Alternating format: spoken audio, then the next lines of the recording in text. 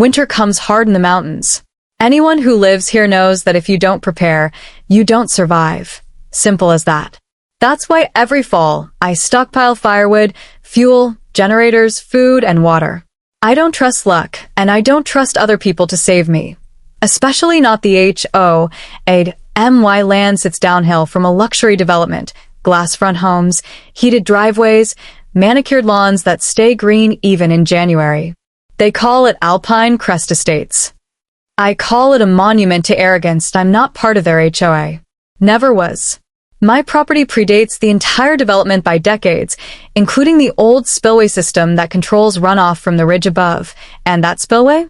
It runs through my land. The HOA knew that. Karen knew that. Karen was the HOA president, late 40s, permanent scowl, clipboard like a weapon.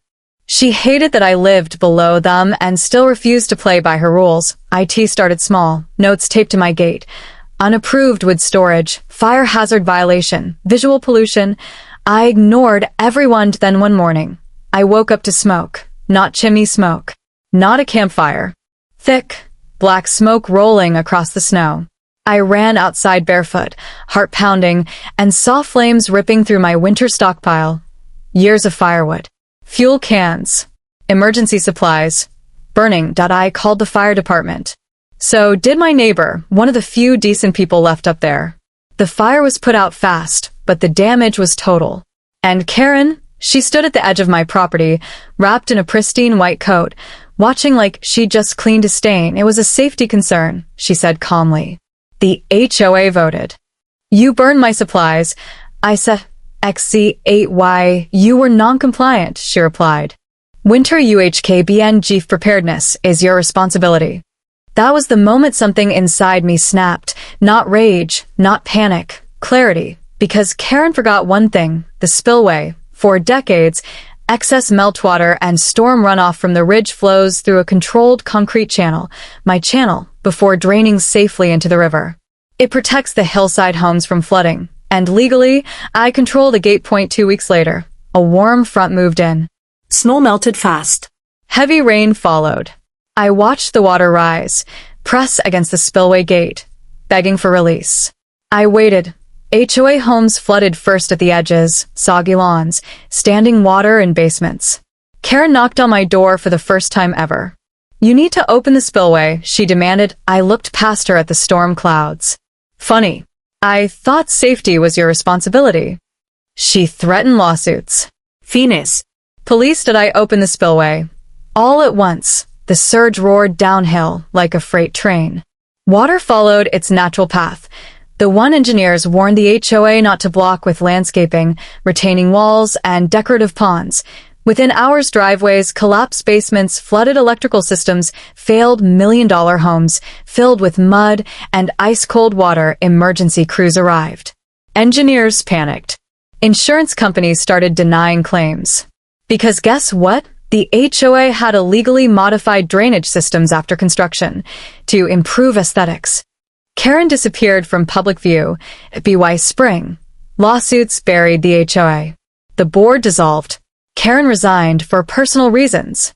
The county cited them for environmental damage, arson, and endangerment. As for me, I rebuilt my stockpile. Bigger, safer, legal, and documented. And every time winter comes now, I hear the water flow peacefully through the spillway, exactly where it belongs. Emergency crews arrived. Engineers panicked. Insurance companies started denying claims. Because guess what? The HOA had illegally modified drainage systems after construction to improve aesthetics. Karen disappeared from public view. BY spring. Lawsuits buried the HOA. The board dissolved. Karen resigned for personal reasons. The county cited them for environmental damage, arson, and endangerment. As for me, I rebuilt my stockpile. Bigger, safer, legal, and documented. And every time winter comes now, I hear the water flow peacefully through the spillway, exactly where it belongs. The flooding didn't end that night. Water never does what people expect it to. It remembers old paths, old debts. By morning, Alpine Crest Estates looked less like a luxury community and more like a disaster zone. Snowmelt mixed with mud and debris, pouring into garages, crawl spaces, and finished basements filled with imported stone and smart home wiring. I stood on my porch wrapped in a heavy jacket, watching emergency lights flicker across the hillside. Fire trucks, county engineers, environmental response vehicles, helicopters even circled overhead, scanning the damage. Karen was nowhere to be seen. By noon, my phone started ringing. First, it was the County Water Authority, then the Environmental Protection Office, then an investigator from the Fire Marshal's Department. Because when they traced the flooding back to its source, they didn't stop at the spillway. They followed the timeline. And the timeline led straight back to the night my winter stockpile burned. The fire marshal arrived just after sunrise, boots muddy, expression grim. He didn't waste time. "Your fire wasn't accidental," he said. "Accelerant traces everywhere." I wasn't surprised. What did surprise him was the security footage I handed over, a backup system Karen didn't know existed. Infrared cameras hidden along the tree line. Clear footage of a figure entering my land, pouring fuel, striking a match. Her posture, her walk, Her voice on the audio. unmistakable. "She committed arson," he muttered. "And endangerment," I added. "Those fuel cans were stored properly. One spark could have taken my whole property." He nodded. "We'll be speaking to her." That same afternoon, county officials discovered something even worse. When the HOA built Alpine Crest Estates, they were warned, repeatedly, not to alter natural water flow beyond permitted limits. The spillway existed for a reason. It protected everything uphill. But Karen wanted prettier views. So over the years, the HOA quietly filled runoff channels with decorative stone, installed retaining walls without permits, redirected drainage to preserve aesthetic ponds, all illegal, all documented. And when the flood hit, the water didn't just overflow, it reclaimed. Insurance adjusters arrived fast. So did lawyers. Claims piled up. Then the denial started. Policy void due to unpermitted structural modifications. Panic spread faster than the water ever did. 3 days later, Karen came to my door. She looked nothing like the woman who stood smugly beside my burning supplies. Her hair was unkempt, makeup smeared, clipboard gone. "You need to help us," she said, voice shaking. "People lost everything." I crossed my arms. "Funny, you didn't seem concerned when I did." "This isn't personal anymore," she snapped. "This is a disaster." "It became personal when you committed arson," I replied calmly. Her face went white. "They can't prove that," she whispered. I stepped aside and let her see the fire marshal's truck parked down the road. "They already did." She broke. Karen confessed without realizing she was doing it, blaming the board, blaming pressure, blaming community expectations. She begged me to testify that I overreacted by opening the spillway fully. I told her the truth. I followed the law. Something you never did. She left crying. 2 hours later, deputies escorted her out of her home. The HOA board met in emergency session that night. By morning, the HOA president resigned, 2 board members quit legal counsel, withdrew, the county froze all HOA funds pending investigation. Residents turned on each other. Some blamed Karen. Others blamed me. Most blamed the board for lying about permits and authority. Then the lawsuits started. Class actions. Environmental suits. Criminal charges. Karen was charged with arson, trespassing, reckless endangerment, abuse of authority. She pled not guilty. The trial took less than a week. The footage ended it. Karen lost everything. Her house was condemned due to structural damage from flooding. Insurance denied her claim. The HOA refused to cover legal fees. Friends vanished overnight. She received probation, community service, and a permanent ban from HOA leadership anywhere in the county. Alpine Crest Estates never recovered. Property values dropped. Half the homes sold at a loss. The development was quietly absorbed into county jurisdiction after the HOA dissolved. I installed new gates, reinforced the spillway, filed legal protection for my land. Every winter, I prepare legally, quietly, thoroughly. Because the lesson was never about revenge. It was about boundaries.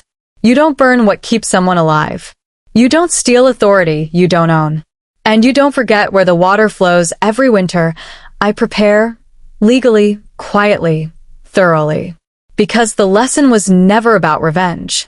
It was about boundaries. You don't burn what keeps someone alive. You don't steal authority you don't own. And you don't forget where the water flows. And me? I installed new gates, reinforced the spillway, filed legal protection for my land. Every winter, I prepare, legally, quietly, thoroughly. Because the lesson was never about revenge. It was about boundaries. You don't burn what keeps someone alive. You don't steal authority you don't own. And you don't forget where the water flows. If you want next, I can absolutely. Here the floodwaters receded slowly, like they were reluctant to leave after finally being invited back to where they belonged. What they left behind was worse than mud and wreckage. They left truth. Within a week, Alpine Crest Estates stopped being called a community and started being called a case study. County officials set up a temporary command center at the base of the hill. White tents, folding tables, clipboards everywhere. Engineers in reflective vests walked the creek line inch by inch, measuring erosion, photographing concrete remnants, pulling soil samples. Everywhere they looked, they found violations. The spillway hadn't failed. It had been sabotaged long before I ever touched it. What Karen never understood was that arrogance creates records. Every shortcut she took had an email. Every board decision she forced through had meeting minutes. Every illegal alteration had a contractor invoice quietly filed away. And when investigators subpoenaed HOA records, those documents told a story no one could rewrite. Drainage permits altered after approval, environmental impact reports never filed, HOA funds rerouted to landscaping improvements that were actually concrete fills, emergency overflow routes intentionally blocked to protect lake views. Worst of all, multiple emails where Karen explicitly stated, "If the upstream land floods, that's not our problem. We control this side." That sentence alone destroyed her defense. Karen's trial didn't play out like television dramas. There was no shouting, no theatrics. Just evidence, heavy, methodical, unavoidable. The prosecution laid it out clearly.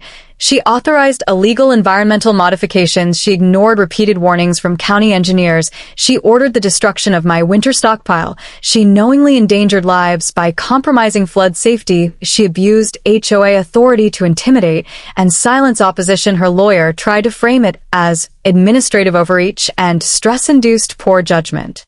The judge didn't buy it. When the fire marshal testified about the accelerant traces, the courtroom went silent. When my footage played, Karen stepping into frame, striking the match, someone in the audience audibly gasped. She stared straight ahead, didn't blink, didn't cry, until the verdict. Karen was convicted on all major counts except attempted arson, reduced to reckless endangerment due to lack of intent to spread the fire. Her sentence: 3 years probation, 1 year house arrest, mandatory restitution to affected homeowners, permanent ban from HOA leadership or management, community service, with environmental restoration programs, but the real punishment came after. The civil war inside the HOA. The HOA didn't just collapse. It turned on itself. Homeowners sued the board. The board sued Karen. Contractors sued for unpaid invoices. Insurance companies sued everyone. One lawsuit alone named 37 defendants. Legal fees skyrocketed.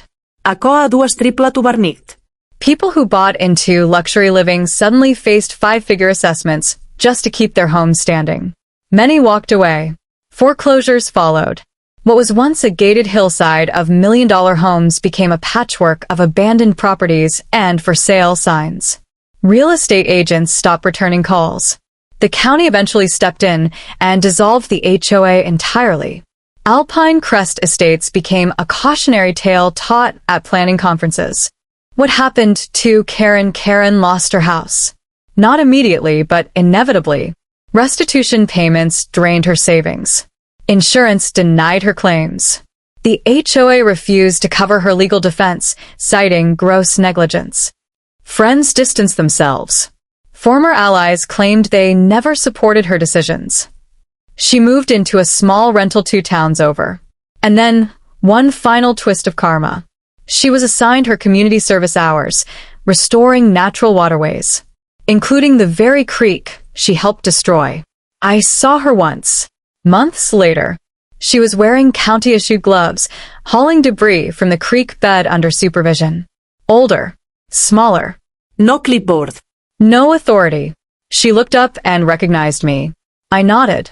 She looked away. My life after the storm, people assume revenge stories end with satisfaction. They don't. They end with quiet. I rebuilt my winter stockpile. Better protected. Better documented. Fully permitted. The county reinforced the spillway permanently, at their expense. They also installed signage. Protected natural waterway. Alteration prohibited. My land value increased. Not because of development, because of clarity. I installed new cameras, new gates, new legal boundaries. I joined no boards. Signed no agreements. I learned something essential. Power doesn't need to shout. It just needs to stand firm. A year later, spring came softly. The creek flowed clean again. Wildlife returned. Birds nested where concrete once sat. The lake rose, then settled, exactly as nature intended. Sometimes neighbors from the former HOA would stop by, curious, cautious. Some apologized. Some asked questions. Some just wanted to see the place that stood its ground. I welcomed them all, because the land never asked for control. It only asked for respect. Karen believed authority came from titles. She was wrong. Authority comes from responsibility, from knowing when not to interfere, from understanding that nature, law, and truth always outlast ego. She tried to bury a creek. Instead, it buried her legacy. And every time the water flows past my property now, steady, calm, unblocked, it reminds me, you can steal power for a while, but karma always finds the spillway.